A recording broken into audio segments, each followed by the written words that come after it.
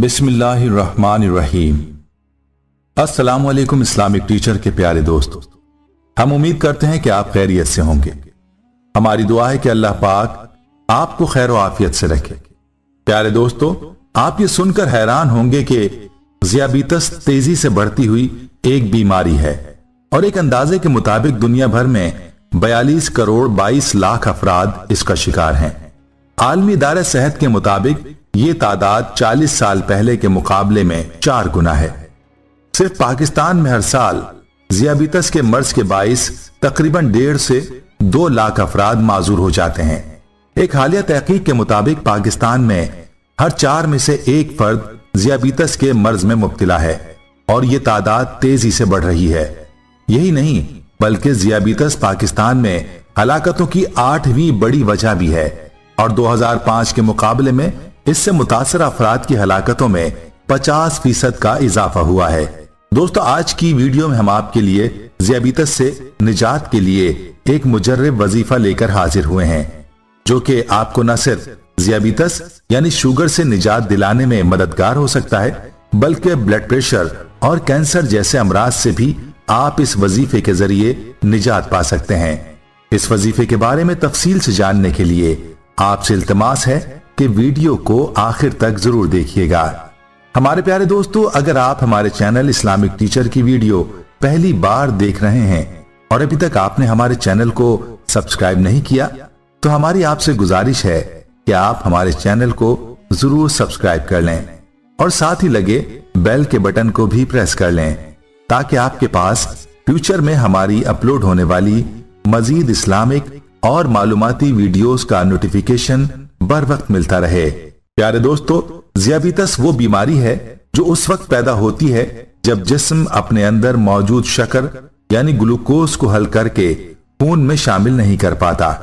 इसकी पेचीदगी की वजह से दिल के दौरे, फालिज, नाबीनापन, गुर्दे नाकारा होने और पांव और टांगे कटने का खतरा पैदा हो सकता है। दोस्तों, सोचने की बात यह है कि ज़ियाबीतस की वजह क्या है। जब हम खाना खाते हैं तो हमारा जिस्म निशास्ते कार्बोहाइड्रेट्स को शक्कर ग्लूकोज में तब्दील कर देता है, जिसके बाद लबलबे में पैदा होने वाला हार्मोन इंसुलिन हमारे जिस्म के खलियों को हिदायत देता है कि वो तवानाई के हुसूल के लिए इस शक्कर को जज्ब करें। और कहा जाता है कि ज़ियाबीतस तब लाहक होता है जब इंसुलिन मुनासिब मिकदार में पैदा नहीं होती या काम नहीं करती। इसकी वजह से शक्कर हमारे खून में जमा होना शुरू हो जाती है और इसकी उमूमी अलामात भी आपको बताते हैं ताकि आप इसकी तशखीस कर सकें।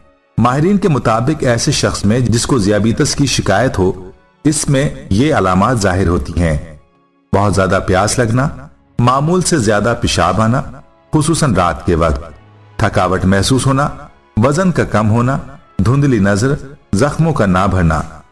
ब्रिटिश नेशनल हेल्थ सर्विस के मुताबिक टाइप 1 ज़ियाबीतस की अलामत बचपन या जवानी में ही जाहिर होना शुरू हो जाती हैं और ये ज्यादा खतरनाक होती हैं, जबकि टाइप 2 ज़ियाबीतस के खतरे का शिकार अफराद 40 साल से जायद उम्र के होते हैं। इनके वालिदैन या बहन भाइयों में से किसी को ज़ियाबीतस होता है, उनका वजन ज्यादा होता है या वो मोटापे का शिकार होते हैं। दोस्तों, ये ऐसा मर्ज है जो कि इंसान को खोखला करके रख देता है और इंसानी आज़ा को अंदर ही अंदर से नुकसान पहुंचाता रहता है। अल्लाह से दुआ है कि वो हम सबको इस मर्ज से बचाए। आज हम आपके लिए इस मर्ज से शिफा हासिल करने का एक आसान सा अमल लेकर आए हैं, जो कि इंशाअल्लाह आपको न सिर्फ शुगर बल्कि ब्लड प्रेशर और कैंसर जैसे मोहलिक अमराज से भी निजात दिला सकता है। यह वजीफा कुरान पाक की सूरतों का वजीफा है, जो कि मुख्तसर है लेकिन इसकी तासीर मुजर्रब है। वजीफे से मुस्तफीद होने के लिए चंद शराइत हैं, जिनमें सबसे पहली शर्त यह है कि 5 वक्त नमाज की पाबंदी की जाए। हर नमाज के लिए ताजा वुजू बनाया जाए। रोजाना 1 पारा कुरान पाक की तिलावत को यकीनी बनाएं। खाने और सोने में सुन्नत तरीके इख्तियार करें। इंशाअल्लाह ये वजीफा करने से आपको इन मोहलिक बीमारियों से निजात हासिल होगी। आइए अब आपको इस वजीफे का तरीकेकार बताते हैं। दोस्तों, ये वजीफा कुरान पाक की 2 सूरतों का वजीफा है, जो कि 30वें पारे की सूरतें और मुख्तसर सूरतों में से हैं। एक सूरह कौसर और दूसरी सूरह कद्र। इन सूरतों को आपने 3-3 मर्तबा पढ़ना है और अव्वल व आखिर दुरूद इब्राहिमी को 3-3 बार पढ़ना है। इस अमल को फजर की नमाज के बाद और मगरिब की नमाज के बाद करके पानी पर दम करके मरीज को पिलाएं। मरीज अगर खुद करे तो ज्यादा फायदा होगा। यह अमल करके अपने ऊपर भी दम करें और पानी के ऊपर भी, और इस पानी को इस्तेमाल करें।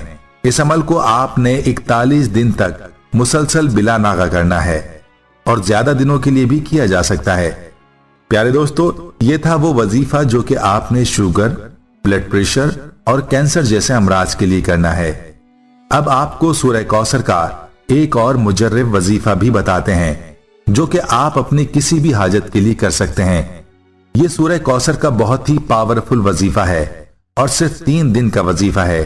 सिर्फ 3 दिनों के अंदर अंदर आपकी जो भी बड़ी से बड़ी हाजत होगी, जिस भी मकसद के लिए आप इस वजीफे को पढ़ेंगे, आपका वो मकसद इंशाअल्लाह 3 दिनों के अंदर अंदर पूरा हो जाएगा। आपका मकसद कोई भी हो, आपकी हाजत जितनी मर्जी बड़ी हो, आपकी परेशानी कोई भी हो, आप जिस भी मकसद के लिए इस वजीफे को पढ़ेंगे, आपका वो मकसद इंशाअल्लाह 3 दिनों के अंदर अंदर पूरा हो जाएगा। आपने ये वजीफा जुमेरात, जुम्मा, हफ्ता 3 दिन करना है। इंशाअल्लाह ये वजीफा करने से आपकी हर हाजत, आपकी बड़ी से बड़ी परेशानी अल्लाह के हुक्म से खत्म हो जाएगी। आप चाहे ये वजीफा अपनी शादी के लिए कर रहे हैं, अगर आपकी शादी नहीं हो रही, आपको इस मकसद में कामयाबी मिलेगी। आप बेरोजगार हैं, आपको कोई भी काम नहीं मिल रहा, आप इसके लिए भी ये वजीफा कर सकते हैं। आपके दुश्मन हैं, उनसे छुटकारा पाने के लिए भी आप ये वजीफा कर सकते हैं। किसी के दिल में आप अपनी मोहब्बत पैदा करना चाहते हैं तो इस अमल के लिए भी आप ये वजीफा कर सकते हैं। गस आपकी कोई भी हाजत हो, कोई भी मकसद हो, आप इस वजीफे के जरिए अपना मकसद पूरा कर सकते हैं। आपने सिर्फ 3 दिन इस वजीफे को करना है और इंशाअल्लाह 3 दिन के अंदर अंदर आपका हर मकसद पूरा हो जाएगा। इस वजीफे का तरीक़ेकार ये है। ये वजीफा सूरह कौसर का वजीफा है। सूरह कौसर कुरान पाक की सबसे छोटी सूरत है। आपने जुमेरात को यह वजीफा शुरू करना है और हफ्ते को यह वजीफा खत्म करना है। 3 दिन आपने ये वजीफा करना है। जुमेरात के दिन आपने नमाज फजर के बाद अव्वल दुरूद शरीफ 11 मरतबा पढ़ें। बेहतर यह है कि दुरूद इब्राहिमी पढ़ा जाए। इसके बाद आप 129 दफा सूरह कौसर को पढ़ें और आखिर में दोबारा दुरूद इब्राहिमी 11 मरतबा पढ़ें। याद रहे कि नमाज फजर पढ़कर इस वजीफे को करना है और फिर नमाज असर पढ़कर इस वजीफे को इस तरह से करना है जैसा कि फजर के बाद किया।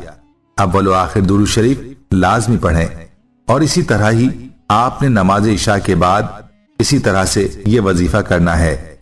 और जिस तरह से पहले दिन 3 नमाजों के बाद वजीफा किया, इसी तरह तीनों दिन आपने ये वजीफा करना है। आपकी कोई भी हाजत है, कोई भी मकसद है, उसको जहन में रखकर आपने ये वजीफा करना है। याद रहे कि वजीफा करते वक्त पूरा ध्यान आपका वजीफे पर होना चाहिए। दिल में कोई भी शक नहीं लेकर आना। पूरे ध्यान वजीफे पर रखकर आपने ये वजीफा करना है। इंशाअल्लाह इस वजीफे को करने के बाद आपकी अल्लाह से मांगी हुई हर जायज दुआ कबूल होगी। जिन बुजुर्ग से ये वजीफा मनकूल है, उनकी तरफ से इसकी इजाजत आम है। इसलिए इस वजीफे को खुद भी अपनी जायज हाजात के लिए यकीन से करें और इस अमल को अपने दोस्तों अहबाब के साथ सदका जारिया समझकर लाजमी शेयर करें। आपकी वजह से अगर किसी ने यह अमल किया और उसका मकसद हासिल हो गया तो सारी जिंदगी आप उसकी दुआओं का हिस्सा रहेंगे। और याद रहे कि गायब की दुआ गायब के लिए जल्द कबूल होती है और जो दूसरों के लिए भलाई सोचता है, अल्लाह ताला उसके साथ भलाई का मुआमला फरमाता है। इसलिए इस अमल को अपने दोस्तों अहबाब के साथ लाजमी शेयर करें। अल्लाह से दुआ है कि अल्लाह ताला हमें दीन की समझ नसीब फरमाए और उसके मुताबिक जिंदगी बसर करने की तौफीक अता फरमाए। आमीन। प्यारे दोस्तों, हम ये उम्मीद करते हैं कि आपको हमारी आज की ये वीडियो जरूर पसंद आई होगी। अगर आपको हमारी आज की ये वीडियो पसंद आई है तो आपसे गुजारिश करते हैं कि आप हमारे चैनल इस्लामिक टीचर को जरूर सब्सक्राइब कर लें और साथ ही लगे बेल के बटन को भी प्रेस कर लें ताकि आपके पास हमारी आने वाली मजीद मालूमाती वीडियोस का नोटिफिकेशन बर वक्त मिलता रहे। सब्सक्राइब के साथ साथ हमारी वीडियोस को लाइक भी करें और अपनी कीमती राय का इजहार कमेंट्स में जरूर करें। कमेंट्स में आप अपने सवालात भी हम तक पहुंचा सकते हैं। अल्लाह ताला आपको अपने हिफ्ज़ो अमान में रखे। आमीन।